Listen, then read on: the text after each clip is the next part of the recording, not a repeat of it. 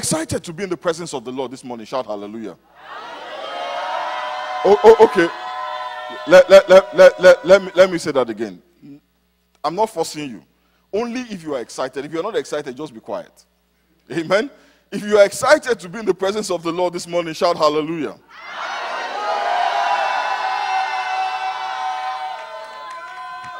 Amen.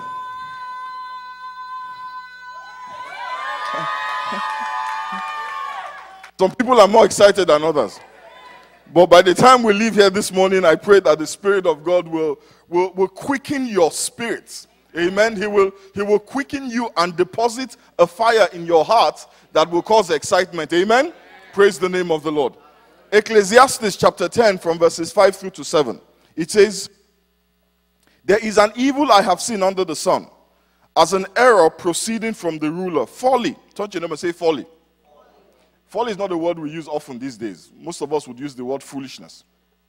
It says, folly is set in great dignity, while the rich sit in a lowly place. I have seen servants on horses, while princes walk on the ground like servants. Over the last few weeks, we've been talking about the prince who was walking while his servant was riding. And last week, we talked about how maybe the prince had an identity crisis.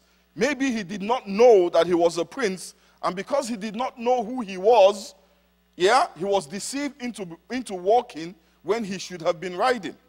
Now, another theory that we have about this prince, for why he was walking, was maybe he did not know that the horse belonged to him. Amen? Let me show you something in the book of Obadiah, chapter 1, verse 17. It says, but upon Mount Zion there shall be deliverance, and there shall be holiness, and the house of Jacob shall possess their possessions. The verse says that the house of Jacob shall possess their possessions. Now, the expression used, possess their possessions, implies taking what belongs to you from somebody who took it. Amen? So when the Bible says the house of Jacob shall possess their possessions, what it is really saying is that the house of Jacob shall repossess, shall take back what originally belonged to them and had been taken by someone else. But you see, to repossess your possessions requires that you have a confident and militant attitude. Amen? It requires a confident attitude. You see, but that attitude only comes with the knowledge that you are merely taking back what already belongs to you. Imagine that somebody owed you $5,000. Amen? And then sends you a check in the mail for $5,000. And you receive a confirmation. You receive a tracking number for the FedEx envelope saying the money is on its way. Amen? But then you never get the money. Somehow the money just never reaches you. Now when you call the guy and ask for your money, there is a confidence with which you ask, right? Because it's your money. You know it's your money. So when you call him, you're not like, sorry, excuse me. No, you're like, my friend, where's my money? I sent you, I gave you this money. Where is my money? The reason why is that you are certain that the money belongs to you. But if you are unsure the money was ever sent, if you are unsure that the money belonged to you, your approach is very timid. Your approach is not bold. It is not confident. If you don't trust that the person who sent the money will keep his word, your approach is different. Many of us in church do not trust God to keep his word. You know, that is why we're very timid. That is why we're very timid in prayer. We're very timid in asking for what he says he will give to us or what he says he has given to us. The Bible says in the book of Proverbs chapter 28 verse 1, it says the righteous are as bold as lions. Amen? They are fearless. They are as fearless as lions. But we have to remember that the Bible does not term righteousness as being good deeds. The Bible says Abraham believed God, and God accounted his faith as righteousness. So the Bible is saying to us that those who trust God, Says they are bold. They are as fearless as lions. Amen? We have to stop being timid in prayer. Let me tell you something. Timidity is not humility. Confidence is not pride. Amen? Timidity is based on fear. Pride is based on ignorance. The Bible says in Hebrews chapter 4 verse 16 that we should come with boldness. Touch your neighbor and say, be bold. It says we should come with boldness before the throne of grace and mercy to receive grace and mercy to help in our time of need. Touch your neighbor and say, stop being timid. God is not impressed by your timidity. Your timidity implies that you are afraid. And God says, I have not given you the spirit of fear. Says, I have given you the spirit of power and love and a sound mind. Don't come to God acting all timid and weak. No. Come to God, the Bible says, with boldness. Don't you ever say with boldness? So square your shoulders and lift your chin up. Amen? Lift your chin up. Paul understood perfectly what I'm talking about. Faith and confidence comes from what you know. Faith and confidence comes from what you understand. That is why the Bible says, get understanding. It says wisdom is the principal thing. And with all you're getting, get understanding. When the Bible says the truth you know will set you free, it was not just talk. It was not just talk. That's why Paul prayed in Ephesians chapter 1 verse 18. It says the eyes of your understanding being enlightened. Don't you never say your understanding needs to be enlightened. You need to get some knowledge. He said the eyes of your understanding being enlightened that you may know what is the hope of his calling. That you may know. Don't you never say you got to know. Ignorance is not cute. Ignorance does not look good on you. It makes you look what? Foolish. It makes you look foolish and it makes you timid.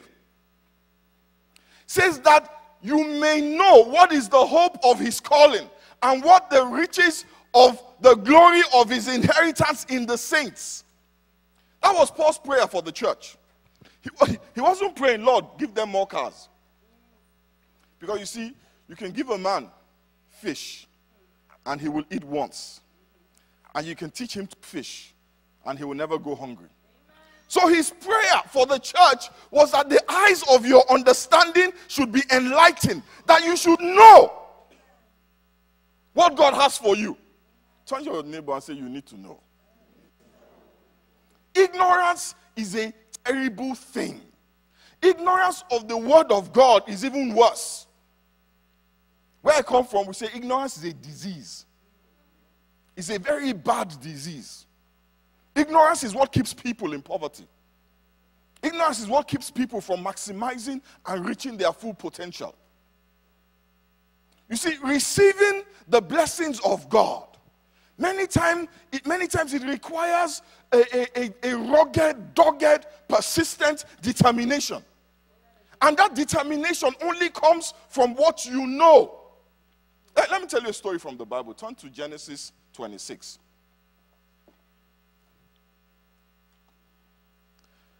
This place is hot.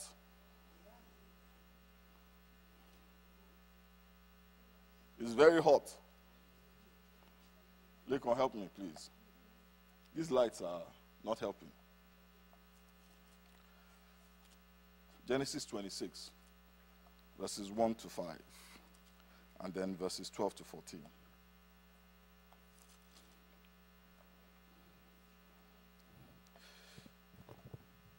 It says, there was a famine in the land, besides the first famine that was in the days of Abraham. And Isaac went to Abimelech, king of the Philistines, in Gerar. Then the Lord appeared to him and said, do not go down to Egypt. Live in the land of which I shall tell you. Dwell in this land, and I will be with you and bless you. For to you and your descendants I give all these lands, and I will perform the oath which I swore to Abraham your father. And I will make your descendants multiply as the stars of heaven, I will give to your descendants all these lands, and in your seed shall all the nations of the earth be blessed.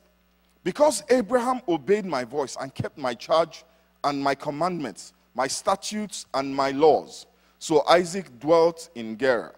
Then let's move on to verse 12. Then Isaac sowed in that land and reaped in the same year 100-fold. And the Lord blessed him. The man began to prosper and continued. Don't you say continued? He says he began to prosper, but his prosperity was not a one-hit wonder. Amen. It was not a one-time thing. It wasn't one deal that clicked. It wasn't just one check. Some of us are thinking tax returns are coming, I'm going to prosper. Dude, it's more than your tax returns. Amen. The Bible says the man began to prosper and continued prospering until he became very prosperous. Please claim it too. Verse 14.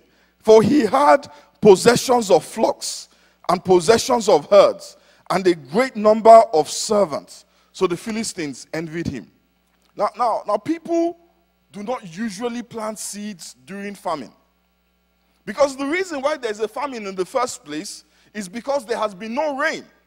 And because there is no rain, all the crops have died, the cattle is dying, and all the seed is dying in the ground. But the Bible says that Isaac planted seed, even though the weather folks, the weather forecasters had told him, had said, this is not looking like it's going to end soon. It doesn't look like there's going to be rain for a while.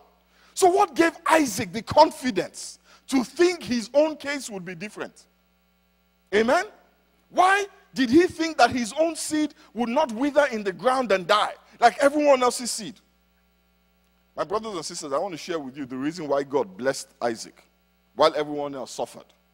You see, God blessed Isaac because of something called a covenant. Touch your neighbor and say covenant. You shall know the truth, and the truth will make you free. God blessed Isaac simply because of something called a covenant. You see, God and Abraham had come into a covenant, what many of us will call an agreement. Now, every covenant with God has many parts. But today I want to look at the two main parts. I'm trying to decide whether I will talk about covenants in the Sunday services or at the Bible study. But we need to understand about covenants, because covenants govern our relationship with God. It's like an agreement between you and your mortgage lender. If you don't understand it, you will come home one day and your house is gone. And if you understand it, when they send you bills, you can call them and say, hey, this was not the plan. I have an agreement. I have a covenant that governs our relationship. You can't just wake up and jack up my interest rates. But you can only do that if you know. But anyway, we're going to look at two main parts of a covenant today. Amen? Now, God had agreed with Abraham that he will bless him in every way possible. He says, I will bless you with everything that you can imagine as a blessing. That is God's part of the covenant. Amen? Now, Abraham's part was very simple. All he had to do was trust God and do what God says. That was the agreement. Trust me, do what I say, and I will bless you with everything that you can imagine is a blessing. It says, I will make you so happy. I will prosper you to points that you cannot, your mind cannot even fathom what I will do to you and what I will do for you. And that is what we all desire. Everybody is looking to be blessed. Anybody here who doesn't want to be blessed? If you don't want to be blessed, raise your hand. Everybody wants to be blessed. And there's some things that we are imagining would be a blessing. God says, I will do exceedingly abundantly over and above whatever you can think or imagine. So God is saying to Abraham, listen, my blessings will blow your mind, but all I need from you, this is the agreement. All I need from you is do as I say and trust me. And the Bible tells us that Abraham kept his own part of the agreement up until the point where he died. And God blessed Abraham. Abraham went from nothing to everything. He went from being a destitute, a runaway. He ran away from his father's house with nothing. And by the time God was done with him, he was the most prosperous man in the land. Now, it wasn't because Abraham was good at managing finances. He didn't know about the stock market. There was no stock market. Amen? He didn't have an MBA from Harvard. All he had was an agreement. All he had was a covenant with God. And it is that covenant that guaranteed that Abraham would be wealthy and very prosperous. Now, Isaac inherited that covenant. You see, Isaac inherited the agreement. He inherited the blessings, the promises of the covenant, but he also inherited the obligations of the covenant. There was no way he would have received the blessings that his father received if he had not fulfilled the obligations of the covenant. Amen? So when the Lord said to Isaac, don't go to Egypt, stay where you are, it was an order. It was an instruction. God was telling him, stay where you are. But the Lord was also reminding him of the covenant. The Lord was giving him an opportunity to fulfill the conditions of that agreement. If Isaac had refused, what would have happened? He would have gone to Egypt. And he would have worked very hard. And he might have succeeded. Might. But he would never have been very prosperous. He would not have been very prosperous. He might have been able to harvest a few ears of corn. If Isaac had refused, it would have been an act of disobedience. But guess what? It would have freed God. It would have released God from his own part of the agreement. Amen? But because Isaac knew about the covenant, he had read the fine print. He had read the part that says disobedience nullifies the terms of this agreement. So he obeyed. Amen? Let's turn to Deuteronomy chapter 8. Let me show you what happened. Deuteronomy 8:18. It says, but thou shalt remember the Lord thy God, for it is he that giveth thee the power to get wealth, that he may establish his covenant, which he sware unto thy fathers, as it is till when? Till when? This day. The covenant is still in operation when? Today. You see, what God gave Isaac, God did not put money under Isaac's pillow. So anybody here who is hoping that God will make you prosperous by winning the lottery, it's not impossible, but there's no record of it in Scripture. How he operates is that he gives you power. Amen. The Bible says the power to get wealth. That means that whatever you lay your hand upon for good, he prospers it.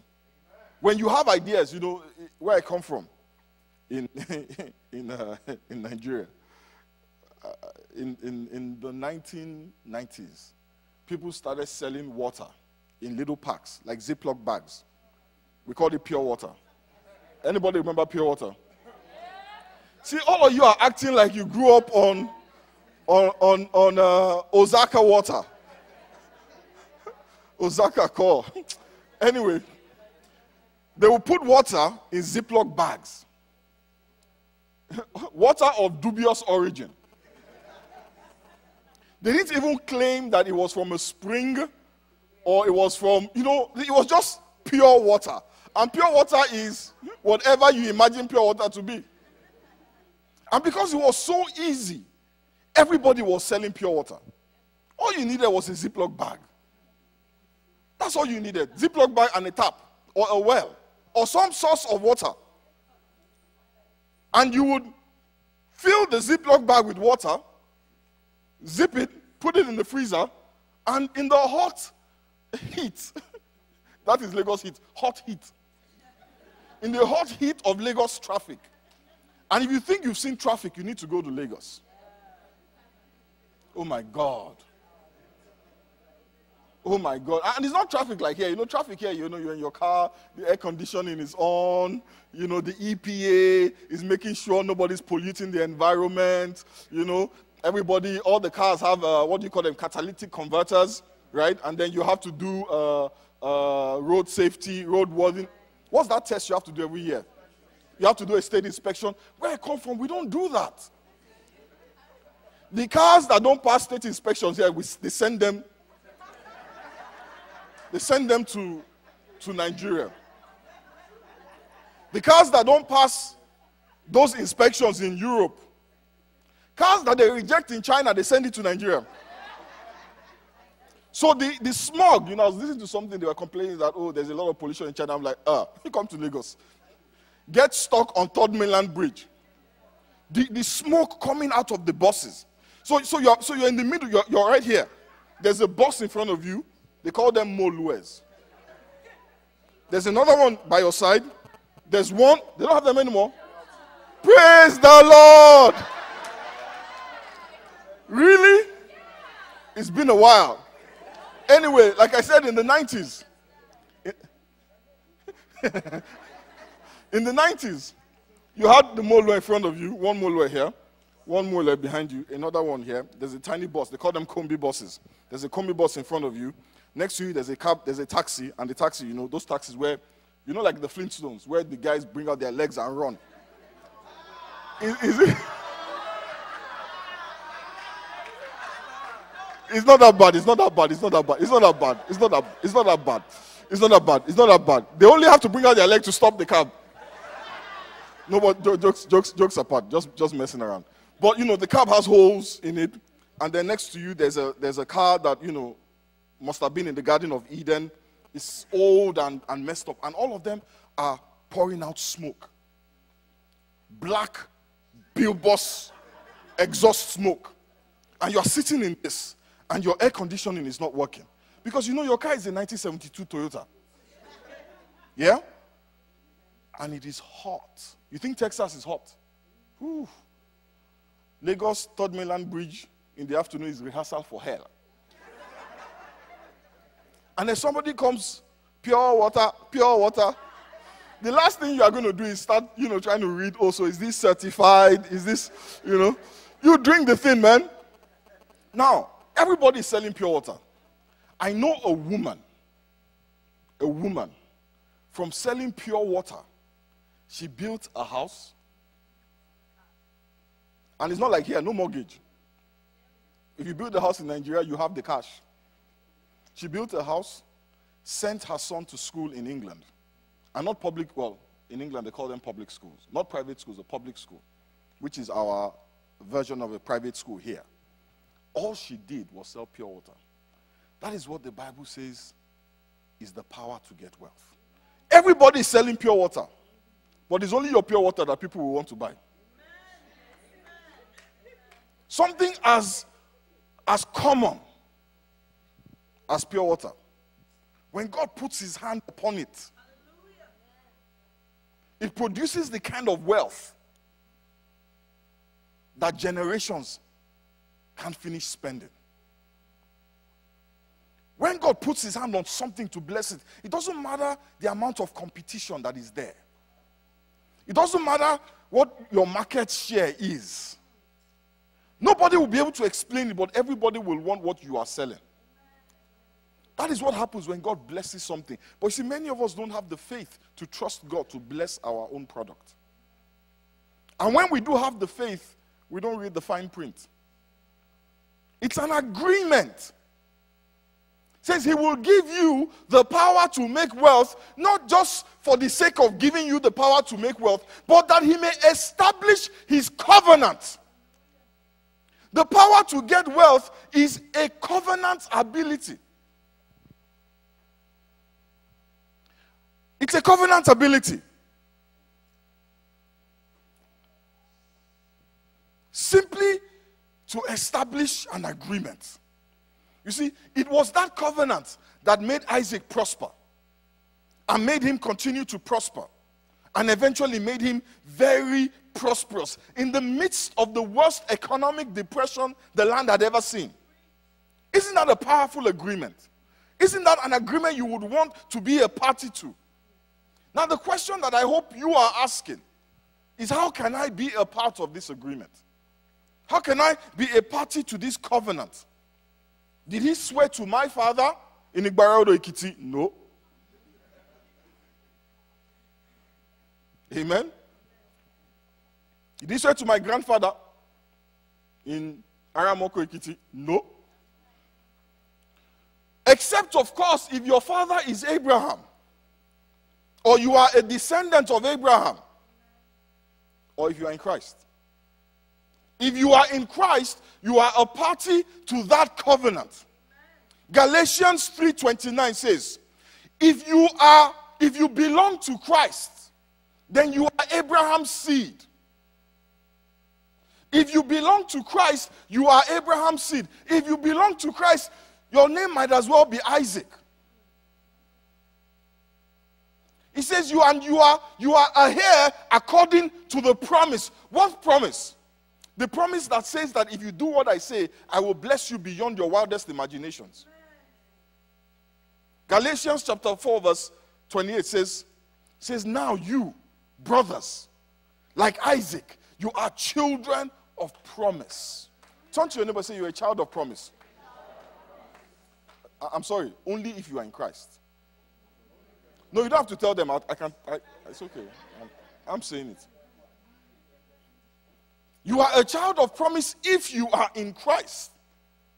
My point today is, when you give your life to Jesus, when you accept Jesus as Lord and Savior, you become a joint heir with him of the blessings that belong to him as a result of God's covenant with Abraham. So you too, like Isaac, become a part of something great. You become a part of covenant blessing. Turn to your neighbor and say, you can be a part of covenant blessing. But see, the problem is that we inherit not just the promises, not just the blessings, we also inherit the obligations. Turn to your neighbor and say, the obligations are yours too. Okay, everybody's quiet now. We want everything for nothing. We think church is a way to get all the stuff we want for nothing. Any demand on you to live a life worthy of the name that you carry. I'm not going to that church anymore. They're too self-righteous. There's too much trouble. They want me to do this, they want me to do that. I don't want you to do diddly. Whether you are holy or unholy doesn't change anything in my life. And guess what? It doesn't change who God is. Your sin does not diminish God. God is not telling us, don't sin, don't sleep with people you are not married to, don't steal, don't cheat, because it diminishes him. Maybe if you are fornicating, then somebody will come and say, that person is fornicating, you are no longer God. Whatever he asks of you for your sake. When he tells you don't lie, do you think your lies reduce his godness? He's just that little bit less God because you did something you ought not to do. No, it is all about you. He talks about fornication. He says fornication is a sin against yourself, against your own body. But the problem with it is that it frees his hands. It says, you don't have to bless this guy.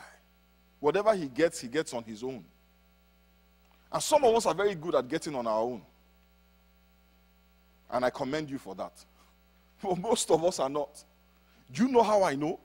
Only 2% of America earn over $250,000.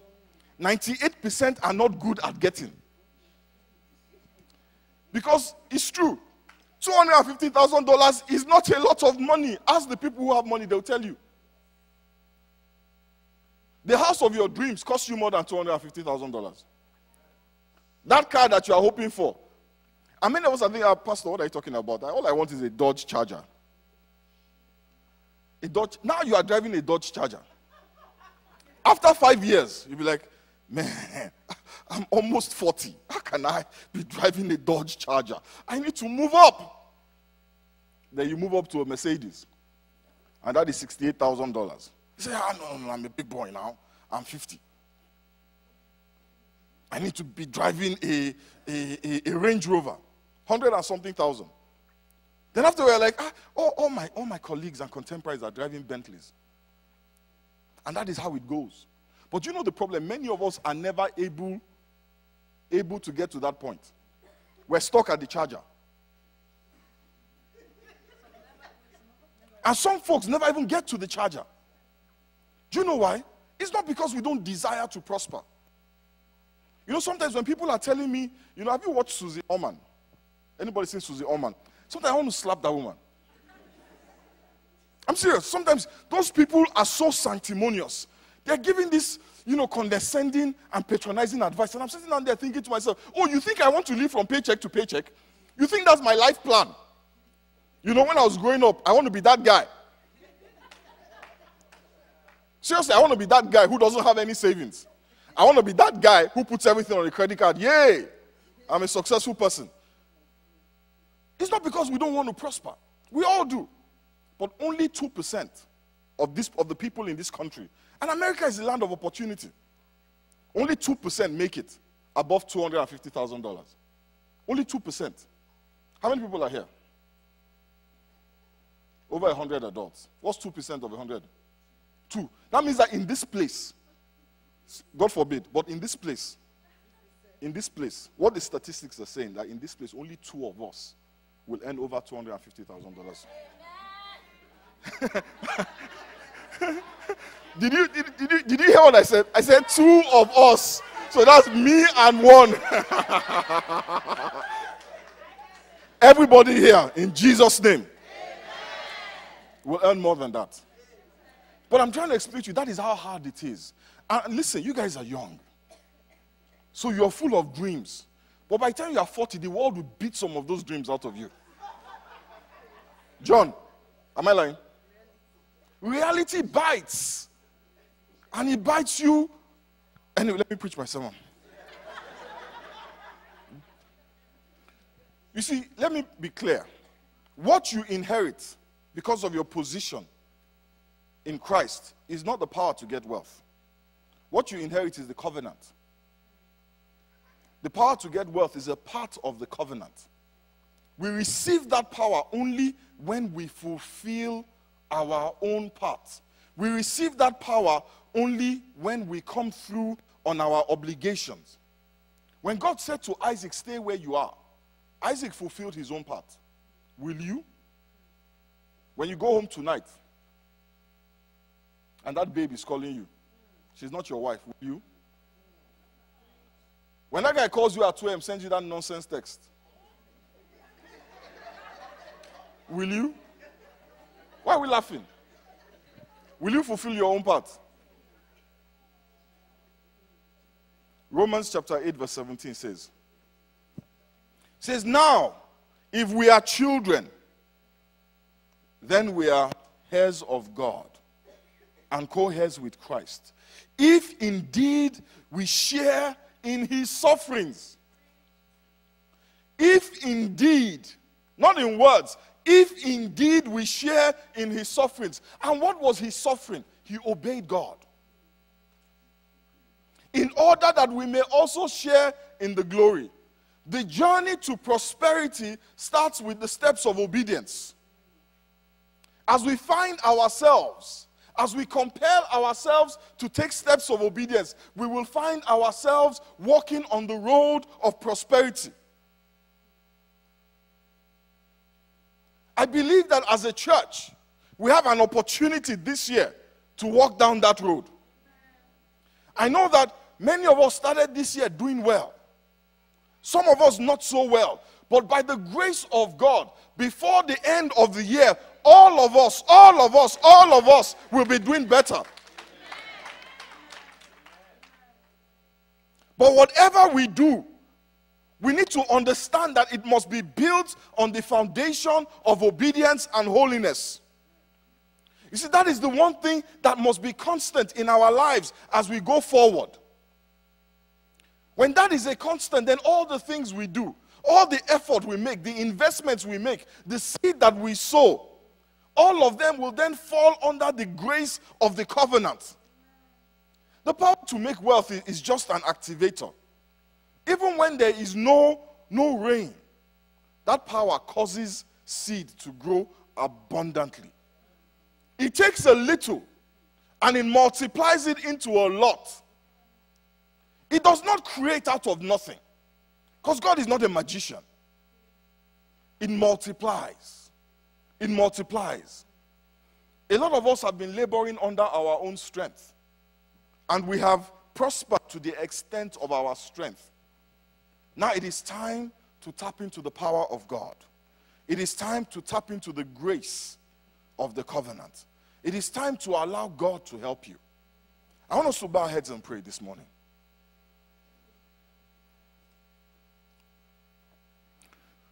For those of us who are already in Christ, I want you to ask God for strength to fulfill your obligations to the covenant. For those of us who are not, this is your chance to sign up for this covenant. This is your opportunity to be a party to the agreement. This is your chance to say, Lord, I want to be in Christ. I want to partake of this covenant. I want to be in Christ, because I know that in Christ I will see beyond my eyes, beyond what my eyes can see. I will touch things beyond the reach of my hands.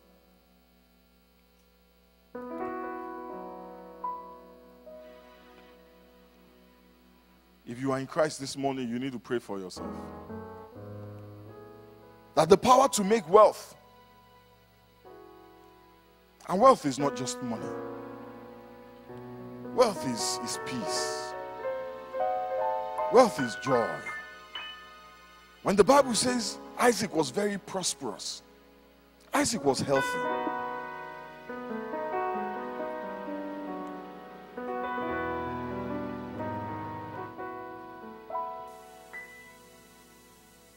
Father, we thank you. This morning, if you want to be in Christ, all you have to do is pray this prayer after me. If you want your name to be numbered with the hairs of Abraham, all you have to do is pray with me. Father, I thank you. Father, I bless you. Father, I thank you because you sent your son to the cross to die for me. I thank you because his death paid the price for me, and his blood washed away all my sins. Father, I thank you because my name, because of his death, because of my acceptance of his death, will be written in the book of life. Father, this morning, accept me as your child. Accept me into your kingdom. Forgive me my sins. Forgive me my transgressions. Help me, Lord, this year. Help me, Lord, this year. If there's anybody here that is saying that prayer with me, I need you to just raise your hand and put your hand down. Just raise that hand. Thank you, my sister. God bless you. Thank you, my sister. Thank you. If there's anyone else saying that prayer with me, thank you. You can put your hand down. Thank you. You can put your hand down. If there's anyone else, just raise your hand really quick. I know there's somebody here who is thinking, you know, Pastor, I have said this thing over and over and over, but I keep going back. I've given up on myself. That is not what it's about. It doesn't matter how many times you've said it. Today is the day of salvation, the Bible says. Father, we thank you. Father, we thank you for all your children whose names you have just added to the book of life. We thank you for all your children, oh God, who are in Christ. Father, we pray today that you grant us the full benefits and the blessings of the covenant. We bless you and we give you praise. In the mighty name of Jesus we pray. In the mighty name of Jesus we pray. Amen.